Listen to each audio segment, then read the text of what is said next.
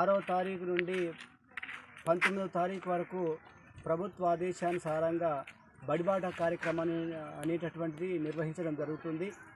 మరి ఈ యొక్క బడిబాట కార్యక్రమంలో ఎవరైతే డ్రాప్అవుట్స్ ఉన్నారో వారిని బడిలో చేర్పించడము, తర్వాత బడికి రానటువంటి పిల్లలు అంటే 2వ తరగతి చదివి మానేసి లేదా 3వ తరగతి చదివి మానేసినటువంటి విద్యార్థులు ఎవరైతే ఉన్నారో వాళ్ళని ప్రేరేపించి పాఠశాలకు తీసుకురావడం అనేటటువంటిది ప్రభుత్వ సంకల్పం.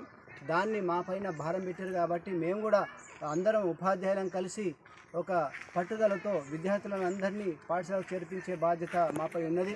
అదే మాదిరిగా ప్రభుత్వము ఈ మహిళా సంఘాలను కూడా ప్రేరేపించి వాళ్ళను కూడా పాఠశాలకు బాధ్యులుగా వహించి విద్యార్థులను పాఠశాలకు తీసుకొచ్చేటటువంటి బాధ్యత వాళ్ళకు కూడా అప్పచెప్పి చెప్పడం జరిగింది.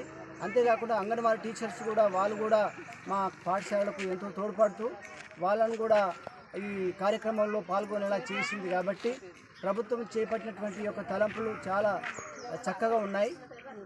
వీటిని తప్పకుండా మేము సక్సెస్ఫుల్ చేసుకొని విద్యార్థులందరి పాఠశాల చేర్పించి చక్కటి చదువును మేము విద్యార్థులకు బోధిస్తూ మరి ఈ క్రమంలో ఇంగ్లీష్ మీడియం అనేటటువంటిది చాలా ఉన్నది కాబట్టి దానికి కూడా మేము చైతన్యస్తున్నాం.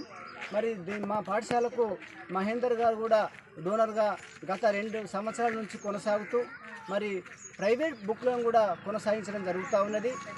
కాబట్టి ప్రభుత్వం ఈ గవర్నమెంట్ నిజాంపేటలో ఉన్నటువంటి ప్రతి కుటుంబంలో ఉన్నటువంటి పిల్లల్ని పాఠశాలకు చేర్పించాలని కోరుకుంటూ ముగించుకుంటున్నాను.